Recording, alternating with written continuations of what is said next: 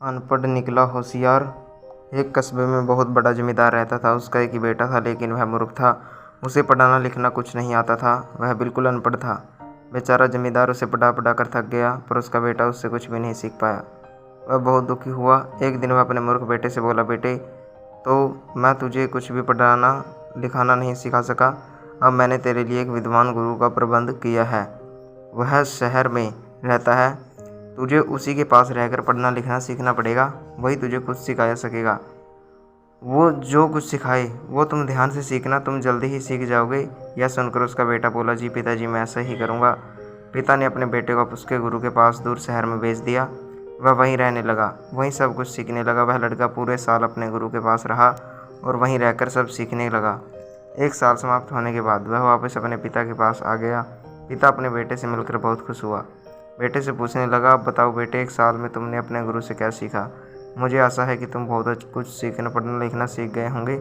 बताओ तुम क्या क्या सीखे? वह बोले, पिताजी, मैं अब कुत्तों की भाषा पूरी तरह से समझ सकता हूँ।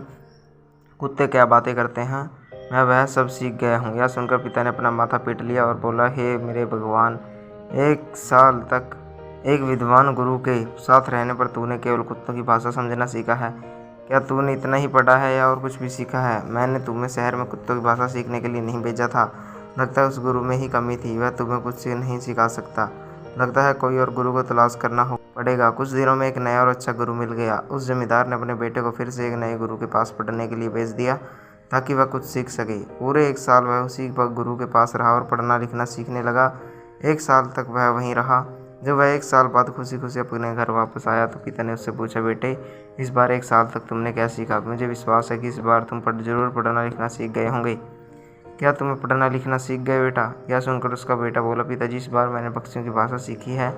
इतना सुनते ही जमींदार का क्रोध सातवें आसमान पर चढ़ गया। वह गुस्से से बोला, अरे ओ महामूर्ख, तूने इतना मूल्यवान समय और ढेर सारा पैसा केवल जानवरों और पक्षियों की भाषा सीखने के में बर्बाद कर दिया।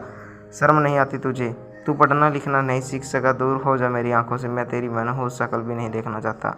इस बार मैं तुझे किसी और गुरु के पास भेजूंगा, पर अगर इस बार भी तू कुछ लिखना पढ़ना नहीं सीख सका तो मुझे अपना पिता नहीं समझना। ऐसे मूर्ख से मेरा कोई रिश्ता नहीं। पता नहीं किस मूर्ख से पाला पड़ा है।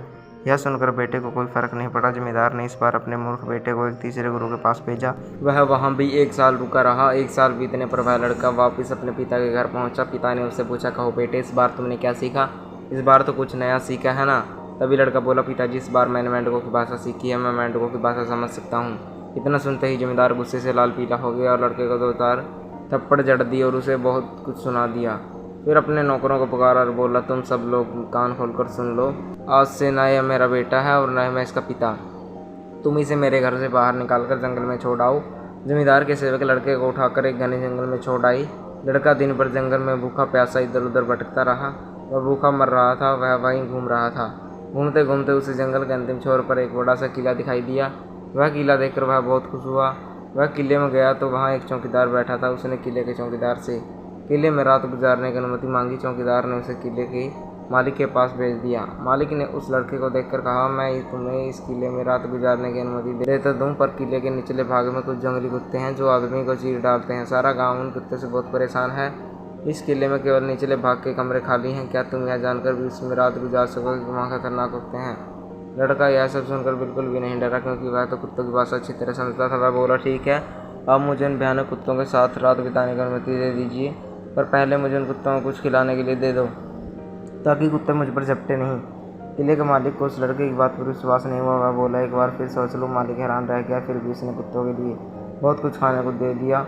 वह सचमुच उन कुत्तों से छुटकारा पाना चाहता था। जब वह मूर्ख लड़का कुत्तों के कमरे में घुसा तो उससे कोई नहीं भौंका, बल्कि प्यार से उसके सामने पूंछ हिलाने लगे। लड़के ने जो खाने का सामान उन कुत्तों के सामने रखा तो सभी उस पर टूट पड़े। बाद में लड़के ने कुत्तों के कमरे में रात गुजारी। अगले दिन सुबह जब लड़का वह उस किले के मालिक के सामने बिल्कुल ठीक ठाक पहुंचा तो वह हैरान रह गया। उसकी हैरानी दूर करने के लिए लड़का बोला, उन कुत्तों ने मुझे अपनी भाषा में बतलाया कि क्यों मैं इतना अधिक भौंकते हैं और क्यों वह इस जगह के लोगों को हानि पहुंचाते हैं। दरअसल उन्हें सांप मिला हुआ है और उन्हें एक बहुत बड़े खजाने की देखभाल करनी पड़ी रही है। यह खजाना इस किले के निचले हिस्से में दबा हुआ है। उन सबको तब तक शांति नहीं मिलेगी जब तक यह खजाना वहाँ से उठा नहीं लिया जाएगा।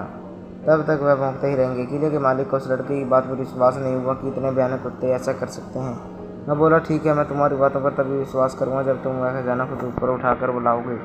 वह खजाना फिर से किले के निचले भाग में गया और कमरे के फर्श के नीचे से एक बड़ी सी पेटी उठाकर ऊपर लाया। यह पेटी बहुमूल्य हीरे जवाहरात से भरी हुई थी। किले का मालिक इतना सारा खजाना देखकर बहुत ही खुश हुआ और उस मूर्ख लड़के को अपना बेटा बना लिया और बोला, आज से तुम मेरे बेटे हो। खजाना निकालने के बाद ये कुत्तों का भौंकना भी बंद हो गया। जब पूरे गांव ने शांति की सांस ली। कुछ समय उस किले में रहकर उस लड़के ने गांव जाने की सोची, क्योंकि वह वहां रहकर बोर हो गया था और उसे गांव की बहुत याद आ रही थी। गांव जाते रास्ते में एक बड़ा सा नाला आया। इस नाले में बहुत से मेंढक भरे हुए थे जो बड़े जोरों से ट्रैक्टर की आवाज़ कर रहे थे। जैसे ही उसने उन मेंढकों की ट्रैक्टर सुनी तो वह सब कुछ समझ गया और बहुत दुखी हुआ। कुछ दिनों बाद जब वह गांव पहुंचा तो उसे मालूम हुआ कि चर्च के पादरी का देहांत हो गया है और वहाँ के सारे लोगों में अशांति फैली हुई है। इस पद के लिए किसे चुना जाए? चर्च के सभी प्रबंधक इस बात पर एक मत थे कि वह उसी को पादरी बनाएंगे। चर्च के फाटक से सुबह सुबह सबसे पहले अंदर आएगा। जमींदार का लड़का यह जानने के लिए बहुत सुबह सुबह चर्च पहुंचा। किसी मेंढकों से जो सुना था वह कहाँ तक सही है। वह जैसे ही चर्च का फाटक खोलकर अंदर गया तो चर्च में खड़े सभी लोगों ने उसे घेर लिया। उनमें से एक लड़के ने पूछा, क्या वह पादरी बनना पसंद करेगा? वह लड़का सोच में पड़ गया कि इतने बड़े पद के लायक नहीं है। उस लड़के को चुप देखकर चर्च में खड़े प्रबंधकों में से एक बोला, या शायद तुम पर ईश्वर की कृपा है, उसी ने तुम्हें यहाँ भेजा है। हमारे लिए सबके निर्णय के अनुसार तुम ही इस पवित्र पद के लायक हो।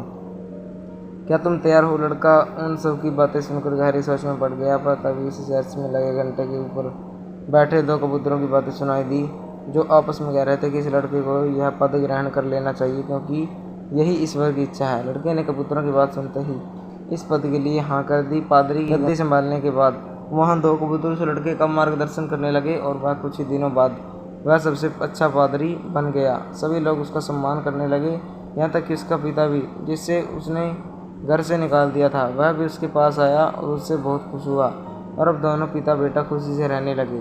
तो दोस्तों, कैसी लगी आपको कहानी? कमेंट करके ज़रूर बताएं। अगर आप हमारे चैनल पर नए हैं तो चैनल को सब्सक्राइब करें, वीडियो को लाइक करें, शेयर करें, कमेंट करें। धन्यवाद दोस्तों।